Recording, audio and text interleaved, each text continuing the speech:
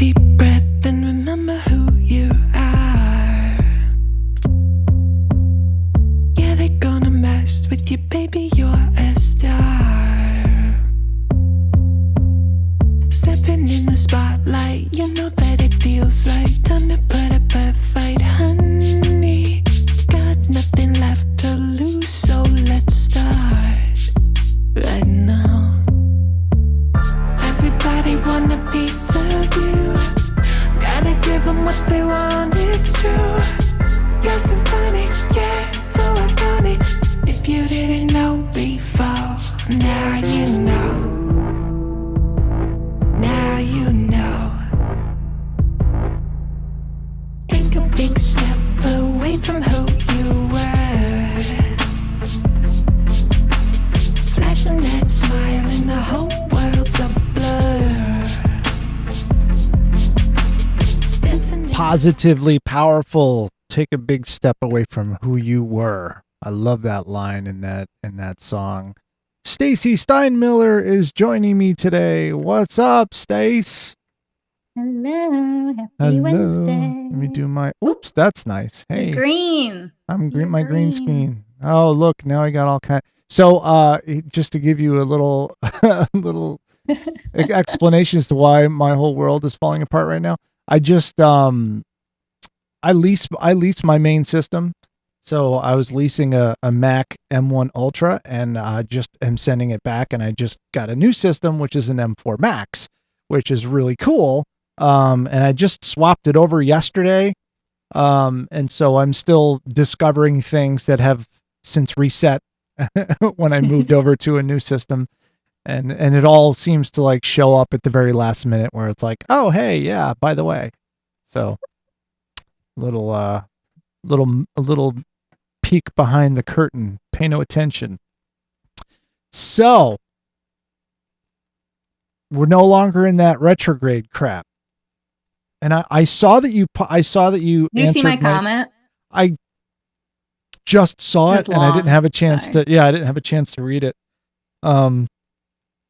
Maybe you'd like, one of the things that we've been talking about throughout the course of this live stream has been like, every time there's like some major debacle or something, everyone always kind of pipes up and says, oh, well, Mercury's in retrograde. And I'm always like, what does that mean? And then I just saw that that Mercury just fell out of retrograde or was no longer in retrograde. Went What would direct. that? Went direct. Went direct. Direct. Yeah, it is. Direct, yeah. is that the term? That's what you say All right. when it. Yeah, and then it'll move All right. forward. So help me with my astronomy/astrology.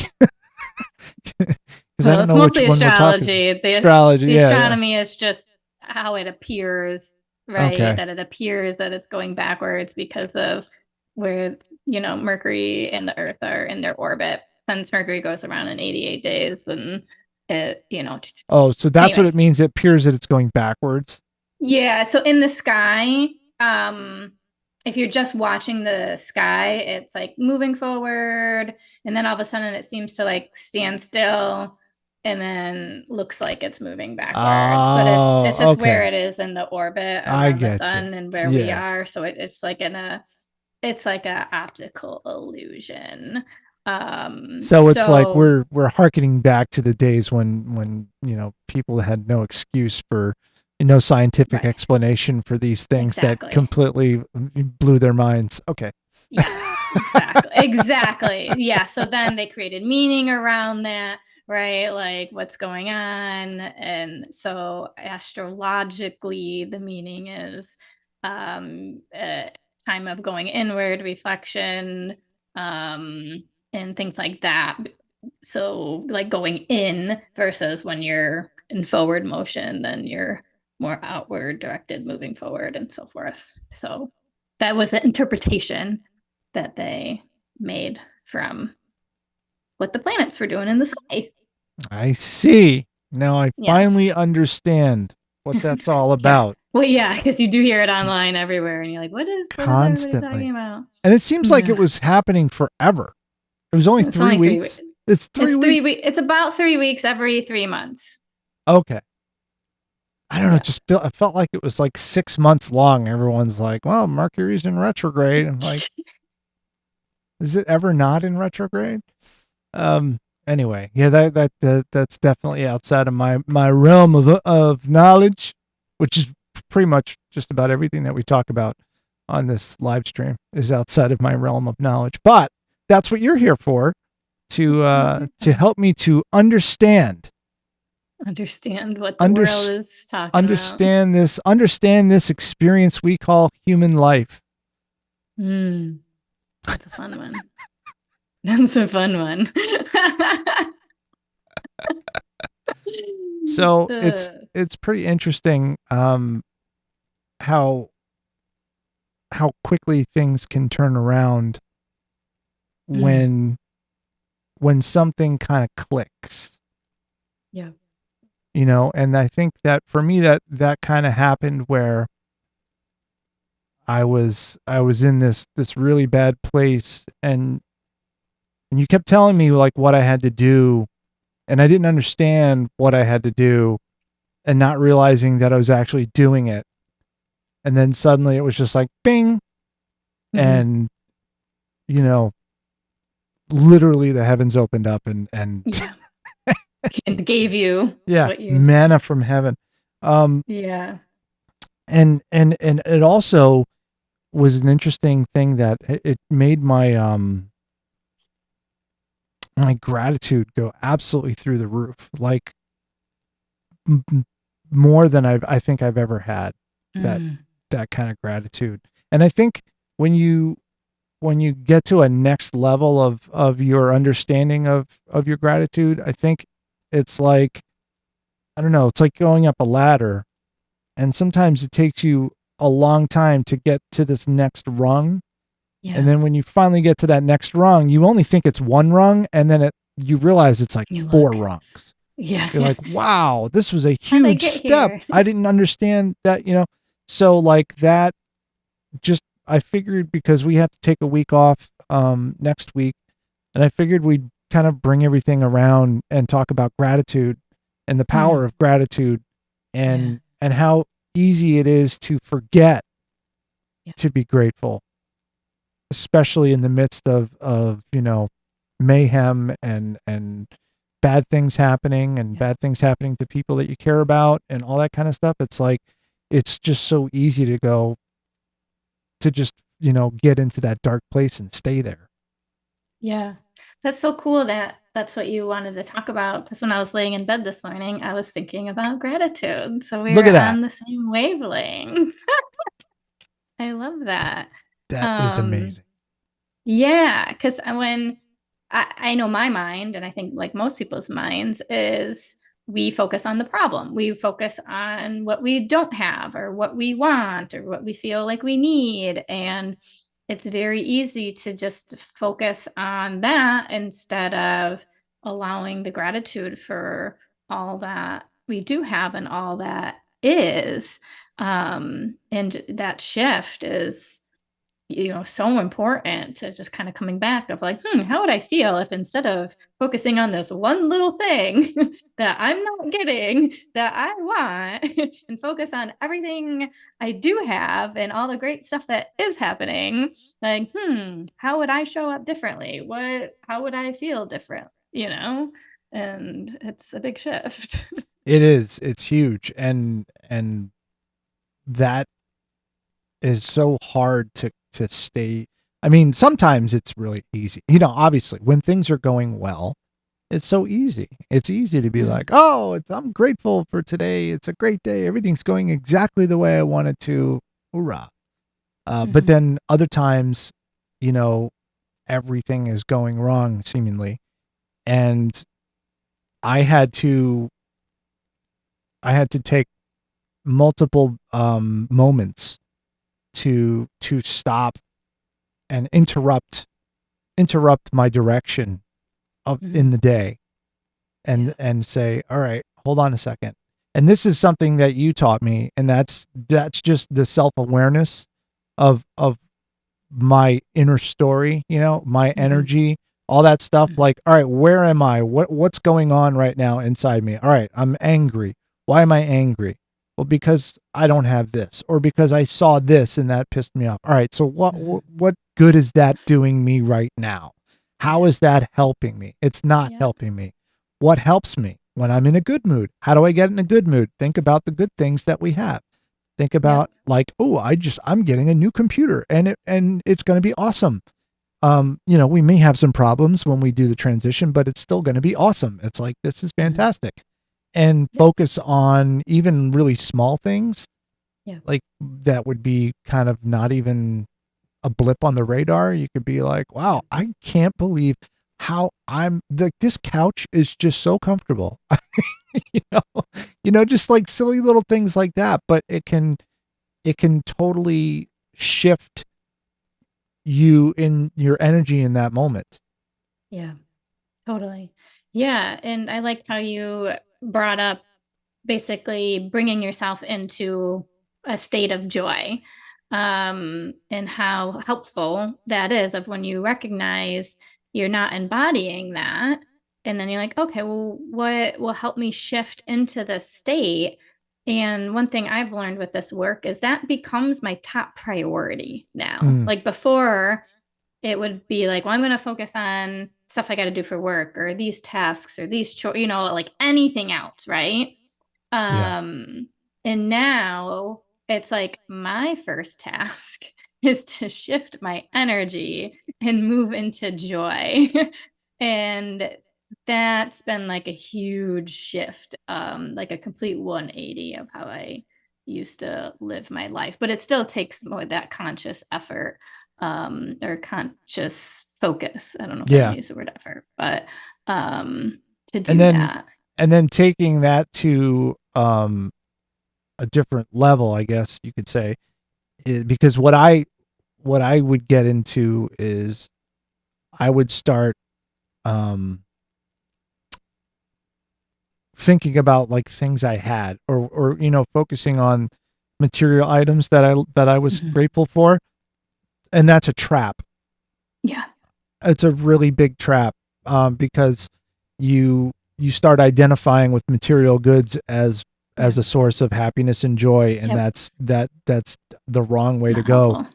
Yeah. And so like I would find myself doing that, and I'd be like, no, I need to, I sat there for one day meditating for about 5 minutes on my daughter's laugh when she was little, when she was like 2 years old, and she had this little teeny tiny voice, and it was like when I was a stay-at-home dad, and it was just her and I, because the other two older ones were in like half day, or no, I think it was full day.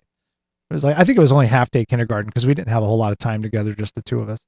And I was just focusing on those moments, and that was the amount of joy that I felt thinking for that 5 minutes was so much more powerful than the amount of joy I was thinking about, about my new bike, or something like that. Right. Yep. Yeah. So it's a shift. So I'm trying to come up with a question that's based around that. But like, I don't know, just like the difference in power. What is it okay? I mean, would you say it's okay to start? Like if you're having trouble finding gratitude and focusing on gratitude, is it okay to start with the material items and then work your way to those other things, or is that a total trap? I'm just trying to think of, because a lot of people have to do it in stages. You can't just jump right into joy. Right. Right. But I think that was the reason why I used to not like gratitude practice, because it was basically, that's what people would suggest you do. Like they kind of taught it that way of like, I'm grateful for this microphone. I don't know, like just weird stuff. And it never felt in resonance with me. And I don't think I really understood why at the time. But I don't think I'd recommend doing that. I would recommend doing what you did, of you were going into a feeling state. Mm. right? So you're actually like activating your heart chakra. You're like waking that up. And that's what's actually going to raise your vibration is coming into your heart space. And that's like what you were doing when you focused on that, on the laughter, because that brought joy. So I guess if you were to use an external, it's less about the thing and more about the energy that's activated in you, in your relationship to the thing. Ah, So if that thing helps to support and activate that joy and opens your heart, like then that's the feeling state to allow to penetrate you and move through you and be in. And that's where the actual shifts happen versus I'm grateful I have a house and a car, and right, like right. that, it's not activating any emotion in me. But it might be more helpful to step into like I have freedom to go anywhere at any time when I please, right? So that's, so instead of saying I grateful for my car, you can maybe might be helpful to know, well, what does the car do for me? Well, Right. it helps, me feel free, and now I'm going to move into this state of feeling free, right? Right. Instead of feeling grateful for my bike, feel grateful for the feeling that I get when I'm riding my bike on a Riding the sunny bike, day, yes. and Yes. Yes. next to a big field and I see the deer and stuff Right. and Right. So something. that's what's actually going to shift that energy versus for most of us, if you just say, I'm grateful for my bike, it's like not enough to really do anything. And then that's when people are like, well, I did my gratitude list today and I wrote 10 things I'm grateful for, but I still feel like shit, Yeah. because they didn't go into the feeling state. And the other kind of part to that, if we're to loop in the manifestation side of things, because that's in a lot of philosophies that's kind of connected, right? You when you Hmm. focus on the gratitude and stay in that Hmm. that state of gratitude, and then think about the things that you want and that kind of thing. So like I feel like that's a tricky thing to try to manifest physical goods, physical things, or like money or a Yep. car or whatever, Yep. and trying to, you know what I mean? Like how do you navigate that by not, so you Yeah. almost like, one way that I've heard is like almost like tricking yourself. Like you think about the joy that, playing with your kids brings you, and then you immediately think about, like, you try to identify that same joy with owning that car. Yeah. I mean, Do some you know what I people mean? do Have you stuff heard like that that. before? Yeah, and I think yeah, it's like you want to pair, like if you're Joe Dispenza, he talks about elevated emotion, right? So you're like getting into the elevated emotion, and you can kind of pair that Yeah. with the desired reality. I don't really do that personally. And I like the idea of I like to fall on the belief of ask and it has already been given, ask and it's been given. So just knowing that my asking for that it's been answered. So therefore, since it's been answered, I can be in the joy of of that it's been answered, and now I don't have to worry about it. And now I can move from that place of joy of knowing that it's happening simply because of my asking. Yeah. Um, And I like the way you put it, quite a few times, where it's like it's already been given to you. It's already mhm, yours. You just mhm. have to align yourself to accept it. Like there's Yeah, something that to really, receive. yeah, that really resonates with me, to think like, oh, that's already mine. Yes. Like it's already Yes. coming to me. Yes. I just have to find the right path for it to find its way I have here. to allow it. Yeah, allow it to drop in. Yeah, and that's also knowing that all that is already yours. it's already yours. And so, and if something doesn't come, that, and it was never yours to begin with, right? So kind of when you really trust those beliefs, I find that to be a lot stronger than trying to like manipulate and do some like classical conditioning on your brain. But yeah, I use an example, and I used this with a client yesterday on a call, is I have office space available I rent office space. And before in the past, I would sometimes have trouble. I've gone back and forth. Sometimes it's really easy to rent, sometimes it's harder to rent. And it's like, what's the difference, Stace, of when it's easy or hard? And most people give you like, well, it's the market, it's this or that, and all this stuff. And I truly don't believe that, because if you look, it's always been me and my energy that make it easier or hard to rent the space. Right. And it comes down to my belief, my value, and all those things. So it's like, if I believe I have something amazing to offer and a lot of value, and I'm excited for it, and because it's so amazing, of course it's going to be rented, and because I know I'm supposed to be doing this, of course it's going to be fine. Then I rent them like this, like boop, boop, boop. But if I'm like, oh, nobody's going to want this because of this or that, or I don't, I'm not really right, and I go into a negative place, then I have a difficult time renting. It's always just been based off my energy. There's nothing different about it other than me and my belief. How would you approach a situation to where you, and we'll use the space renting example, where there's something about it that bugs you that you think might be one of the reasons that other people might not want to use it. Yeah. Like, how would you navigate that? Yeah, that's a good question.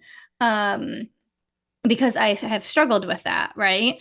And so the mind can always come up with reasons for both. And so if we're in that negative mood, we're going to have all the reasons as to why someone doesn't want it. But it's really kind of coming into all the reasons that maybe like I love about the office rental space. So some of the negatives could be, well, it's down a really long hallway. It's best to park across the street. Like, it's about 1,000 steps probably from your car to the office. It's, whatever. So those might be like negatives of the space. But when I was like, well, Stacey, why did I pick this space? Well, I like that just going to my office and back means I get 2,000 steps in a day just from that alone, right? Yeah. Like, that's healthy. I love the long walk down the hallway because it's filled with beautiful artwork. It doesn't feel like you're going to a doctor's office. I hate feeling like I'm going to a doctor's office, especially if it's for like massage or therapy or the things that people rent my space for. So I think coming back into your own desire and what you love, right? Because I picked this stuff for a reason, right? And coming back to that joy that allowed it to light up from the beginning, I think is really helpful. And I did do renovations on the space. I put in luxury vinyl tile on, over the carpet, like I did a bunch of stuff too to help make it a little bit better. But is it perfect? No, of course it's not perfect. But so it's really about coming back into my love for the space. Like, that's my baby. That's something I poured my heart into, right? Yeah. And when if you look at something and you say, what, this could use improvements, it doesn't have to be a negative thing. You can spin it in a way that makes it, now when I'm going to do this, and even more people are going to want this space because of that. Yeah, or even like it's enough now and it's great now because of the energy and love I have poured into it. And if I want to keep pouring love and energy into it, it's because I want to, right? Like we would in to some anything that we love, right? Yeah. You Yeah. know, if you have a plant and you want it to survive and you want to care for it, you water it, you put it in the sun, you do the natural things for it. So I think it's also simplifying. It's not that it's not good enough. It's just I'm just going to keep loving it. And as you know, and then it's going to have the vibration of that love in it. And the people that are meant for that will be attracted to it, you know? And it might not be obvious to some people. Maybe it is, but that whole idea of love, of, pouring love, like it's not something you initially necessarily would think of. Like I poured a lot of love into this room. Like Mhm. I guess, some people might say that, like specifically like designers or something like that, Yes. or um but I didn't really make that connection until just now, where it's like, yeah, the more love that you put into anything that you're doing, and you recognize that, and you put that Yes. out into the universe, that's just keeping that energy right where it needs to be. Yes, and yeah, and then you're honoring the value. So of course it's gonna rent or whatever, you know, of course it's gonna sell, like whatever the space is, um, because you're honoring the value that you put into it. And so when don't honor that, um, we're that's where we start doubting and criticizing and feeling like I need something outside of it to make it better, and then you get caught in this real trap. I like that. Honor the value. It's something that I think we should all pay more attention to. Honoring our own value, Yes. um, Yes. just on a daily basis, whether it's at work, whether it's at, with your family, Yep. whatever. Um, yeah, I mean, there's been so many transformative conversations that I've had since I started working with you, and it's really starting to filter its way into my family life, into my personal life. Mm. Mhm. Just with how I perceive issues and problems, and Yeah. what people need. It's like a situation where something was happening with someone. I don't want to get into any specifics, but it was like, no, right now what he needs is he needs support. He Mhm. needs someone to speak to him. He needs maybe some therapy or some kind of counseling. He doesn't need to Mhm. be belittled or shouted at, Mhm. or told that he's bad because of this or that. It's like just responding with love, Yeah. even if when it's really hard, and the person does Hard, yes. something, the person does something to hurt you, and maybe it's not Yeah. intentional hurt, but it's something that is clearly, there's something going on with them, and you're like, I'm going to respond with love by saying, you know what, I think you need to do this. I think you need to talk to somebody. I think, talk to Yeah. somebody, or whatever. Um, that Yeah. this whole journey that I'm on, um, has really just, it's been amazing, and it continues to be amazing every single day, and like I said, all the time, I go back and forth. Like sometimes I'm like, "Ugh," uh, but I'm getting better at recognizing those times, Yes. and trying to, and being able to turn it around. Yes, exactly, exactly. You move through it faster. We're always going to be tested. We're not going to be happy all the time. But I think that's what I love the most is when I'm in a temper tantrum, I know I'm in a temper tantrum and I know I can move out of the temper tantrum and I know what I can do to do that. And so therefore it doesn't last very long. Doesn't not mean I don't have temper tantrums. No, I still have temper tantrums. Um, but I'm also not dragging so many other people into my drama and my issues because of it.